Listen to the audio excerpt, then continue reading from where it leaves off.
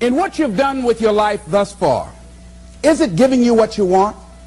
Is it giving you what you want? When you look toward the future, when you look at all that's going on out here, is there some place within yourself you say, hey, I know I need to be out there in that arena. I know I can do more than what I've been doing. I know there's some great music that I have within me that I haven't brought out here yet.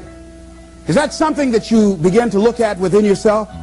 See, I say if you look at your life, and if you're not getting what you want, you owe it to yourself to do something differently. If you're on a job, 85% they say of Americans go to jobs that they're unhappy.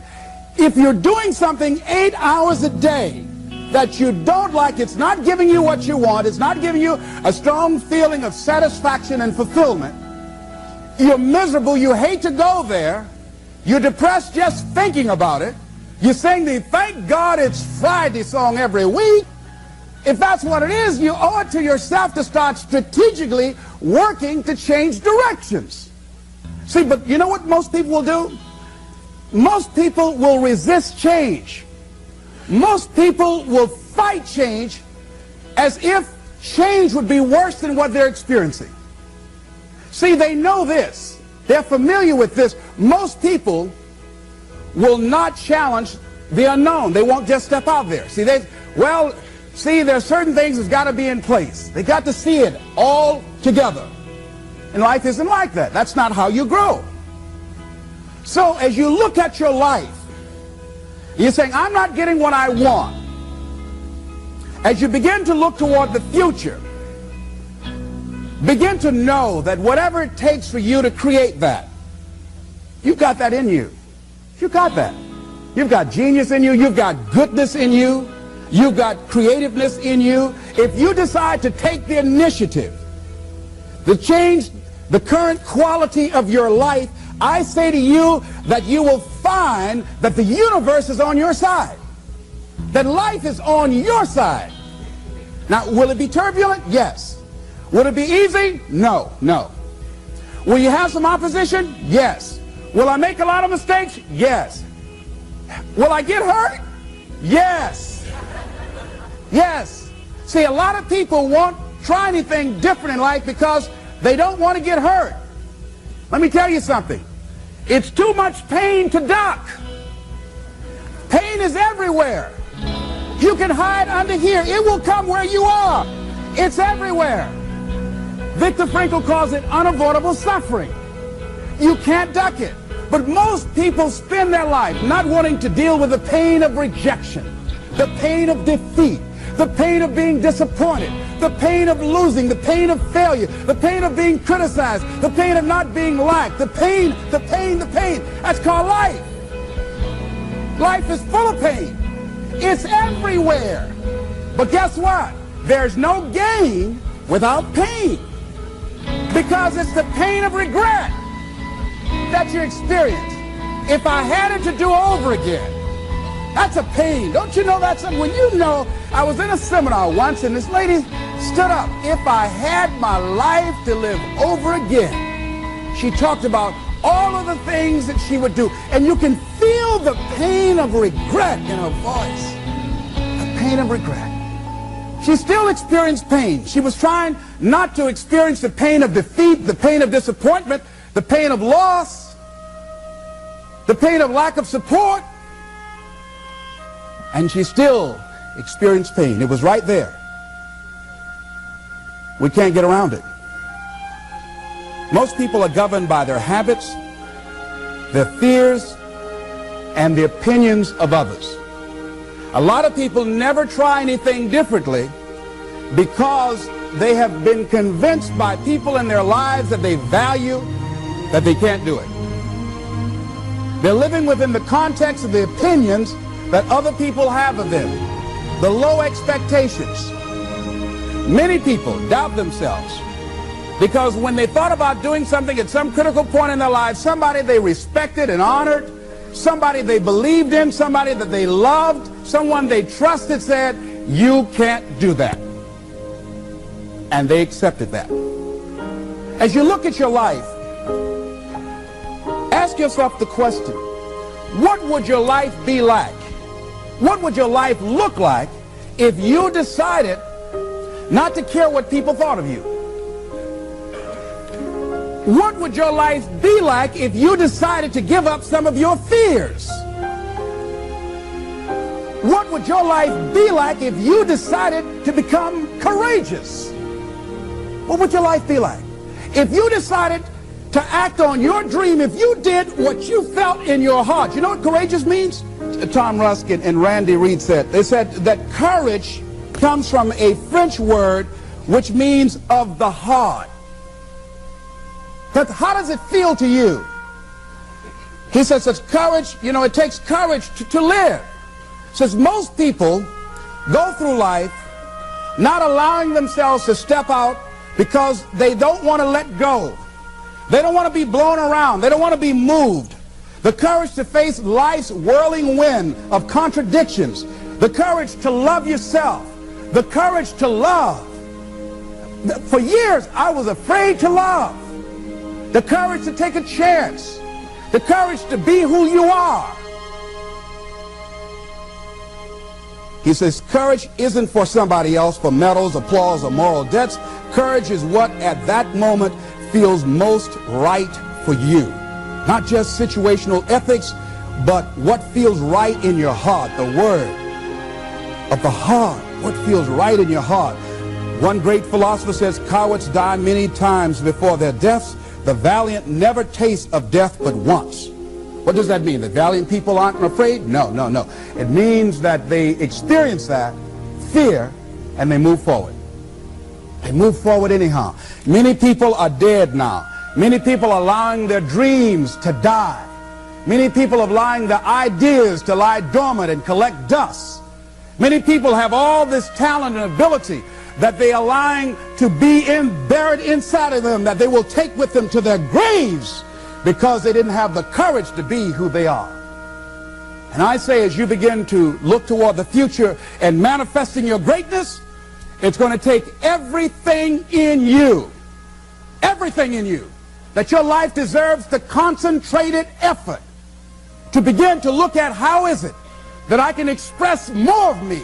How is it that I can bring my ideas out here now? How is it? And start living with a sense of urgency, because you're here today, you're gone today. Life is unpredictable. It's uncertain. There are no guarantees. No guarantees out here at all. So holding back, what are you waiting on? Ask yourself, what's the benefit of your waiting? What's the benefit of your not living your dream? What's the benefit of not listening to yourself? Oh, please, listen to yourself. You know the feelings. If you start listening to the feelings in your heart, and I'm doing it now more every day, I find that my feelings, I can trust them. And I say to you that as you look toward the future, you look at life on a daily basis, if there's something that you have been given, if you've heard something within yourself that you know that what you're doing now doesn't fit for you, it doesn't work for you, it's not giving you what you want, and there's something else that you want to do, don't allow that inner doubt in you to talk you out of it, to build a case on why you can't have it, to tell you why you're not good enough. You ignore that inner voice and all of the external voices. Don't judge the possibilities for what you can do based upon the circumstances, because the circumstances won't determine who you are. Don't determine what you're able to do based upon your resources. Don't determine what's possible for you based upon where your life is right now. Where your life is right now is not you. That's just what it is right now. But the possibilities for you are unlimited. If you're in a rebuilding process, it's unlimited. If you're coming back from adversity and devastation, it's unlimited of what you can do. That's the capacity of human beings. It doesn't matter how many mistakes you've made. It doesn't matter how many flops you've had. It doesn't matter how much money you've lost. In fact, I see it only as an investment of what you learn from life. Not losses, but investments of what's possible for you. And I say to you that once you start listening to yourself, and as you begin to act on your dream, as you start just trying to find your way, doing what you can with what you have, you will start seeing things opening up for you. You'll start attracting people. You say, where'd they come from? things will start coming together, clicking for you. You say, whoa, you start brainstorming. Ideas will come out of nowhere as you focus on it. The key to it is to begin to focus on what it is you want to do. Why, Les? Why is that important? Because as you focus on that which you want to do, that which we focus on, that which we give our energy to, it will begin to multiply. It will begin to expand. It will begin to develop your consciousness. And out of that comes your greatness. Out of that comes a commitment. Out of that comes a passion for life. Out of that comes a special power that you have in you that you haven't even called on yet. See, the powers that we have will never reveal themselves if we don't challenge them, if we don't put ourselves in a position where we have to use them. So one of the most important things is reading a book that's a really interesting book called Instant Millionaire, and the guy said, put yourself in a position where you can't retreat, where it's do or die, sink or swim. Here's what you'll find out. You'll develop incredible swimming skills. You'll find yourself stroking unlike you've ever seen before. Through the inspiration of desperation, you'll become more creative than ever before. So what is it? How do we handle that whole piece? Throw your whole self into it. See, most people go at it tentatively. They don't give all their stuff. They don't concentrate. They don't put everything they've got in them. One guy wrote a book called All You Can Do Is All You Can Do. And all you can do is enough. But he said, make sure you do all you can do. And if we're honest this evening, we know that we haven't done all we can do. So as we look at the future, we can decide that from this day forward, as I look at my personal relationships, if I look at my professional relationships, if I look at my family relationships, if I look at all the dimensions of my life, looking at myself mentally, emotionally, and spiritually, I'm going to do all I can do to develop me, to bring my talent out here, to make a contribution to life. You want to make it in life, he said, number one, develop your mind. You don't get in life what you want, you get in life what you are. Number two, develop your communication skills. Once you open your mouth, you tell the world who you are. Three, practice the principle of OQP, only quality people. Let us say together, only quality people. As you think about your goals and dreams, this is not for everybody. You want to build an organization with only quality people. Not people who need more, but people who want more. You want to surround yourself with people that are hungry.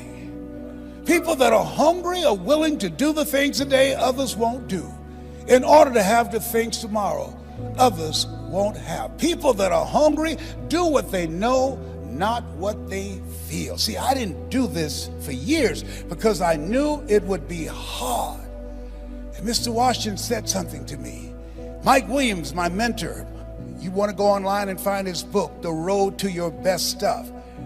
He said something that grabbed me, and I want you to put this someplace where you can see it. See, you build this business through persistence. You got to affirm, I will persist until I succeed. You build it through patience. It takes time to grow orchids. It's faster to grow roses, but orchids, that takes time. You have to have persistence, you have to have patience and perseverance. It takes courage to come back again and again and again. Because in order to build the business, it's hard work. It's H-A-R-D and H-E-A-R-T. Are you with me there? Write this down. If you do what is easy, your life will be hard. But if you do what is hard, your life will be easy.